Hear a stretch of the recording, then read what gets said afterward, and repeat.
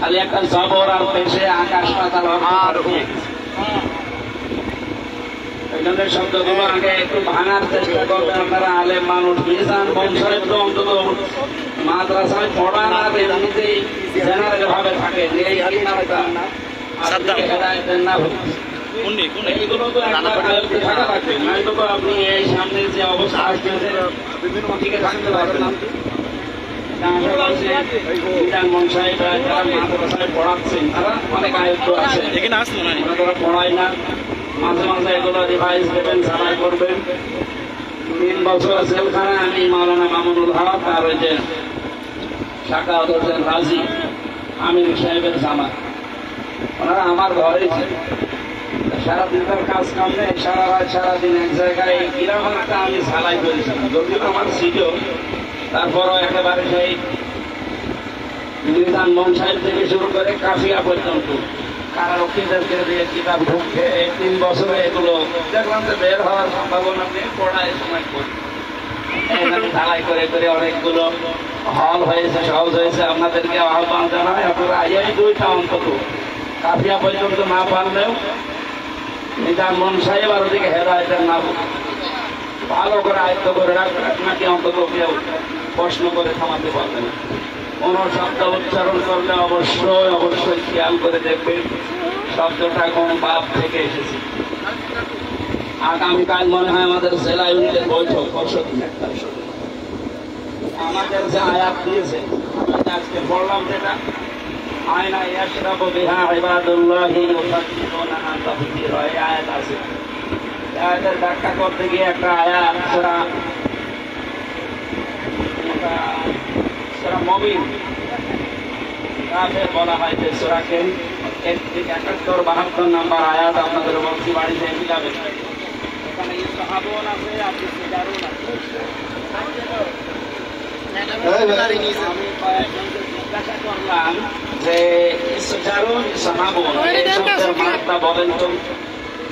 তারাও বৈঠকে তারাও আসবে। শব্দের মাত্রা যে মূল অক্ষর 3টা অক্ষরই তারা বলতে পারে। আহ্বান জানাচ্ছি যে আয়াত মাসে মাসে 4টা-5টা করে আয়াত দেওয়া হয়, আমার মনে হয় একেবারে আগা থেকে গোড়া পর্যন্ত যা আছে আমরা এটা দিয়ে অন্তত 10টা সাবজেক্ট তৈরি করতে পারবো। সূরা দাহারের আয়াত আমরা পেয়েছি 4টা, এটা দিয়ে তো প্রায় 15-20 জন আমরা এক জায়গায় হয়ে আলোচনা হয়, ওইটা দিয়ে আরো 10-12টা সাবজেক্ট বানানো পারবো। যেখানে যে শব্দ পাবেন ব্যাংকে চলে একেবারে গোড়ায় চলে যাবেন, কারণ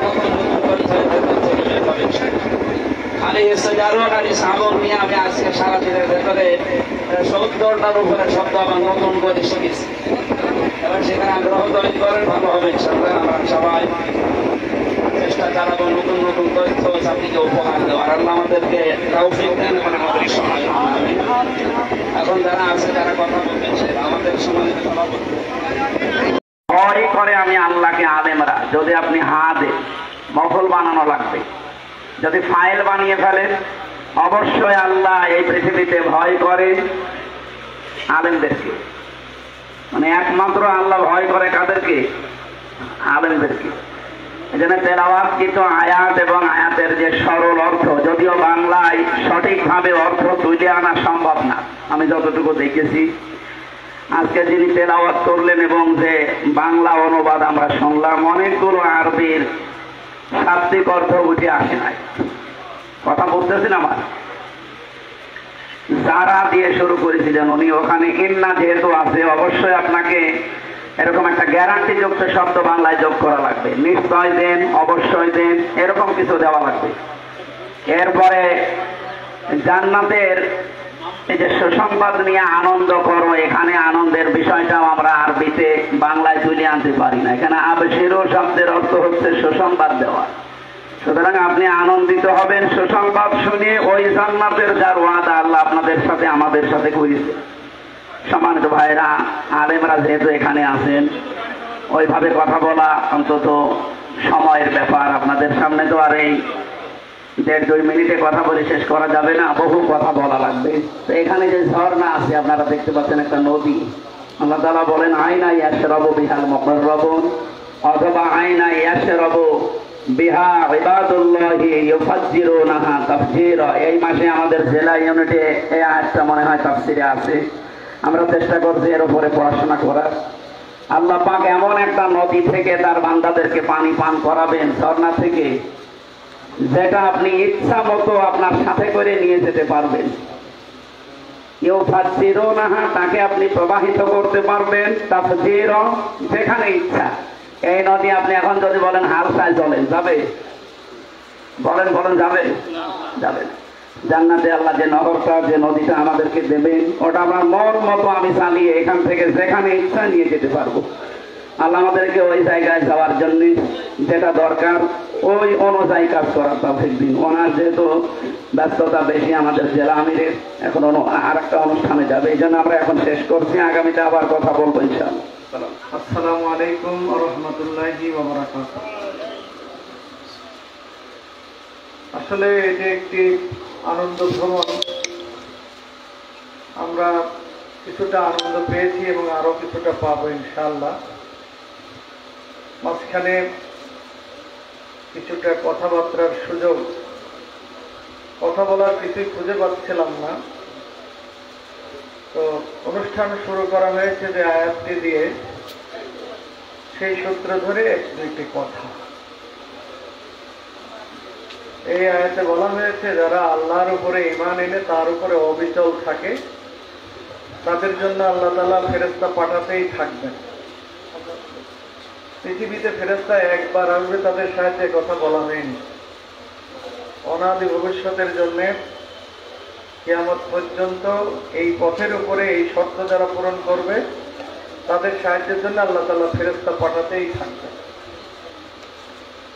তো আমার এই আয়াত শোনার পরে হঠাৎ করে কেন যেন মনে হলো, আমাদের এই 24-এর বিপ্লবও মনে হয় আল্লাহ তাআলা তার এই ওয়াদা পূরণ করেছেন। তার পক্ষ থেকে কিছু ফেরেশতা আল্লাহ তাআলা পাঠিয়েছিলেন। আল্লাহ তাআলা যুগে যুগে এভাবে তার মজলুম বান্দাদেরকে, নিপীড়িত জনগোষ্ঠীকে সাহায্য করার জন্য ফেরেশতা পাঠান। সেটা দৃশ্যমানও থাকে, অদৃশ্যমানও থাকতে পারে। দৃশ্যমান বলতে তারা মানুষের রূপ ধরেও আসতে পারে, যা আমরা দেখতে পারি, অথবা অন্য কোনো রূপ ধরেও আসতে পারে। এই আন্দোলনে যে বা যারা ময়দানে ছিল, আমি মাঝে মাঝে আশ্চর্য হই এবং এখনো বলতে আমার অবাক লাগে। একজন মানুষ, আবু সাইদ, রক্তে মাংসে গড়া আমাদের মতো মানুষ, সেই মানুষটা দুইটা গুলি খাওয়ার পরে এরপরেও হাত প্রসারিত করে দাঁড়াতে পারে, এটা কোনো মানবীয় চরিত্রের মধ্যে পড়ে বলে আমার কাছে এখনো বিশ্বাস হয় না। তো এটা তো বাস্তবে হয়েছে। আর আবু সাইদের শাহাদাতের রক্তের উপরে দাঁড়িয়েই আমরা 24-এর বিজয় অর্জন করেছি। সম্মানিত ভাইরা, এই যে আল্লাহ তাআলা আমাদের জন্য বিজয়ের জন্য সাহায্য পাঠালেন, এই আল্লাহর সাহায্য পাওয়ার পথটা তৈরি হয়েছে ইন্নাল্লাযীনা ক্বালু রাব্বুনাল্লাহ সুম্মা ইসতাকামু। বিগত 16টি বছর যারা ঈমান এনে এর উপরে টিকে ছিল, কিন্তু বাতিলের কাছে মাথা নত করে। আমরা যদি এই 24-এর বিপ্লবকে শুধু জুলাই মাসের আন্দোলন আর 36শে জুলাইয়ের গণ অভ্যুত্থান এই যুগের মধ্যে সীমাবদ্ধ করি, তাহলে ইতিহাসকে অস্বীকার করা। এই আন্দোলনের সূচনা হয়েছিল জামাত নেতৃবৃন্দকে যেদিন মিথ্যা মামলায় অ্যারেস্ট করা হয়েছিল, তারপরে তাদের বিচার হয়েছে, প্রহসনের বিচার, তাদেরকে শহীদ করা হয়েছে। শাপলা চত্বরে আলেম ওলামাদেরকে নির্বিচারে হত্যা করা হয়েছে। সেই দিন থেকে এটা শুরু হয়েছিল। আর এই দীর্ঘ পথ পরিক্রমায় আল্লাহর কোরআনের এই আয়াতের বাস্তব সাক্ষী স্বরূপ যারা বাতিলের কাছে মাথা নত না করে ইসলামের উপরে টিকেছিল, আল্লাহ মনে হয় সেই মানুষগুলোর জন্যেই আমাদের সাহায্যার্থে আকাশ থেকে ফেরেশতা নাজিল করেছিলেন। আর তার বিনিময়ে আমরা আজকের এই নতুন বাংলাদেশে অবস্থান করছি। আমি জানি না আপনারা সবাই আমার এই কথার সাথে একমত হবেন কি হবেন না, এটি আমার ফিলিং। আমি আপনাদেরকে বিনয়ের সাথে অনুরোধ রাখতে চাই যে বাংলাদেশ আমরা রক্ত দিয়ে আবার স্বাধীন করলাম, সেই বাংলাদেশ আবার নতুনভাবে অস্থির করার জন্য, অস্থিরতা তৈরি করার জন্য নানা ধরনের ষড়যন্ত্র হচ্ছে। গতকাল এরকম একটি ষড়যন্ত্রের একটা রূপ আমরা দেখেছি। আমরা স্পষ্টত জানাতে চাই, বাংলাদেশের শুধু এই 24-এর গণ অভ্যুত্থানে নয়, যে কোনো দেশের স্বাধীনতা সার্বভৌমত্বের প্রশ্নে যে কোনো আন্দোলনে এদেশের আলেম ওলামা প্রথম সারিতে ছিল, ভূমিকায় ছিল। প্রয়োজনে এদেশের আলেম ওলামা আবারও দেশের স্বাধীনতা সার্বভৌমত্বের প্রশ্নে আমরা প্রথম কাতারে থাকতে চাই, প্রথম লাইনেই থাকবো ইনশাআল্লাহ। তবুও এদেশের 1 ইঞ্চি মাটি আমরা আধিপত্যবাদী শক্তির কবলে দিতে পারি না। আল্লাহ যেন আমাদেরকে এই চেতনা লালন করার তৌফিক দান করেন। সম্মানিত ভাইরা, এই চেতনা লালন করতে হলে অন্তত ন্যূনতম কিছু যোগ্যতার প্রয়োজন আছে। আপনারা বলবেন আমাদের কি যোগ্যতা নাই? হ্যাঁ, অবশ্যই আপনাদের যোগ্যতা আছে। আপনাদের অনেক যোগ্যতা। বাংলাদেশের গুণে গুণে কিছু মানুষ যদি পাওয়া যায়, তাদের ভিতরে আপনারা থাকবেন। কুষ্টিয়াতে আপনারা কুষ্টিয়ার শ্রেষ্ঠ সন্তান নিঃসন্দেহে, কিন্তু এর বাইরেও আরো কিছু যোগ্যতার প্রয়োজন আছে, যে যোগ্যতা অর্জনের মাধ্যমে এই জুলুম নির্যাতনের ইস্তেকামত থাকা যায়। আমি আপনাদেরকে বোঝাতে পারছি কিনা, আমি আপনাদের সেই যোগ্যতা অর্জন করার জন্য আল্লাহর হস্তে বিনীতভাবে অনুরোধ করছি। সম্মানিত ভাইরা, আপনারা যদি সবাই সে যোগ্যতা অর্জন করতে পারেন, তাহলে ইনশাআল্লাহ আমার এই প্রিয় মাতৃভূমি বাংলাদেশ, এখানে আমরা বারবার বর্গীদেরকে ধান লাগায় চাষাবাদ করে নিতে দিব। আমাদের দেশ আমরা আমাদের মতো করে চালাবো ইনশাআল্লাহ। আর সেই বাংলাদেশ চলবে এদেশের সংখ্যাগরিষ্ঠ মানুষ, তৌহিদি জনতা, ঈমান আকীদাকে সমুন্নত রেখে সকল মানুষের অধিকার নিশ্চিত করা বাংলাদেশ হিসাবে। আমি আপনাদেরকে উদাত্ত আহ্বান রাখতে চাই, আসুন আগামী দিনের যে যুদ্ধ আছে, সেই যুদ্ধে ইসলামী শক্তিকে বিজয়ী করার জন্য আপনি আমি যে যেখানে আছি সেখান থেকে আপনার আমার সর্বোচ্চ ভূমিকাটুকু রাখবো ইনশাআল্লাহ। যদি এইবার এই দেশে ইসলামী শক্তির বিজয় না আসে, মনে রাখবেন সামনের যে কালো দিন আসতে পারে, সেটি 16 বছর নয়, সেটি 32 বছর হতে পারে, সেটি 64 বছরও হতে পারে। আল্লাহ তাআলা সেই বিভীষিকাময় দিন আর রাত্রিগুলো থেকে আমাদেরকে হেফাজত করুন, এদেশের মানুষকে হেফাজত করুন। মহান রব্বুল আলামিন আমাদের আজকের যে আয়োজন, আপনারা অনেকে অনেক আনন্দ উপভোগ করেছেন, আরো কিছু করবেন। আপনারা এসে প্রোগ্রামকে সার্থক করেছেন। মাজলিসুল মুফাসসিরিনের আহ্বানে আপনাদের সবাইকে আন্তরিক ধন্যবাদ জানাচ্ছি। মণিপার কর্তৃপক্ষ আপনাদেরকে সুন্দর অ্যারেঞ্জমেন্টের ব্যবস্থা করে দিয়েছেন, এই জন্য তাদেরকেও ধন্যবাদ জানাই। যে নৌকা আপনাদেরকে বহন করে এনেছেন আমাদের প্রিয় মাঝি ভাইরা, আপনাদেরকে পেয়ে অবশ্যই তারা ধন্য, তারপরও তাদের অনেক পরিশ্রম হয়েছে, আমি তাদেরকেও ধন্যবাদ জানাতে চাই। সবাইকে ধন্যবাদ জানিয়ে আমি ব্যক্তিগতভাবে আপনাদের কাছে দোয়া চেয়ে আমি আমার কথা শেষ করছি। আসসালামু আলাইকুম ওয়া রাহমাতুল্লাহি ওয়া বারাকাতুহু। ধন্যবাদ আমাদের প্রিয় দায়িত্বশীল সম্মানিত জেলা আমির স্যার, তাকে আমরা বাংলাদেশ মাজলিসুল মুফাসসিরিন কুষ্টিয়া জেলা শাখার পক্ষ থেকে আজকে অংশগ্রহণ করার জন্য আমরা ধন্যবাদ জানাই। সম্মানিত প্রিয় ভাইয়ের, এ পর্যায়ে আমাদের মাঝে সভাপতি বক্তব্য উপস্থাপন করবেন আমাদের একান্ত প্রিয় দায়িত্বশীল বাংলাদেশ মাজলিসুল মুফাসসিরিন কুষ্টিয়া জেলা শাখার সম্মানিত সংগ্রামী সভাপতি হাফেজ মাওলানা জুলফিকার আলী স্যার।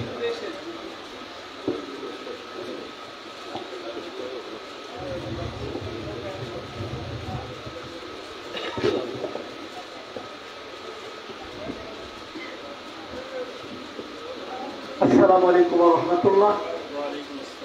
আমার কথা তো আগে হয়েছেই, এখন নতুন কোনো কথা নেই। যে উদ্দীপন, যে অনুপ্রেরণা আমরা পেলাম, এই অনুপ্রেরণা কাজে লাগাবো।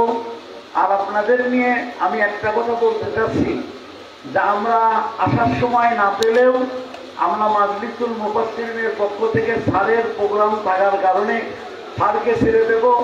কিন্তু আমরা মনে করি কি, আপনারা কি মনে করেন যে মুফতি আমির হামজা সাহেব আমাদের সাথে থাকবেন? অবশ্যই। কি এই আওয়াজ হলে হবে না, এই আওয়াজে থাকবে না, থাকবে তো অবশ্যই। যেহেতু আমাদের পুরস্কার বিতরণী আছে, কুইজ আছে, এটা তার হাতেই আমরা নেব ইনশাআল্লাহ। আর আমাদের রবিন ভাই থাকবে, আমাদের সাথে ছিল থাকবে। আর এখন যারা ব্যস্ত, সুধা ভাই চলে যাবেন, সুধা ভাই চলে যাবে। জেলামের স্যারের প্রোগ্রাম না থাকলে স্যারকে আটকাতাম, যেহেতু ব্যস্ত মানুষ তাকে ছেড়ে দিচ্ছি। জি, এখন পরবর্তী ঘটনা আসছে। আসসালামু আলাইকুম। জি ধন্যবাদ আমাদের অত্যন্ত প্রিয় দায়িত্বশীল আমাদের সম্মানিত সভাপতি মহোদয়কে। আমরা জেলা আমিরকে আবার ধন্যবাদ জানাই স্যার তার মূল্যবান সময় দেওয়ার জন্য। প্রিয় ভাইয়ের এ পর্যায়ে আমরা আমাদের যে কর্মসূচিটা ছিল কুইজ প্রতিযোগিতা, যদি আমরা সব কর্মসূচি পালন করতে পারবো জানি না, সময় দিকে আমাদের যেতে লক্ষ্য রাখা লাগবে। আবার ওদিকে আমরা মাগরিবের আগে পৌঁছানো লাগবে কুষ্টিয়াতে। তো আমাদের যে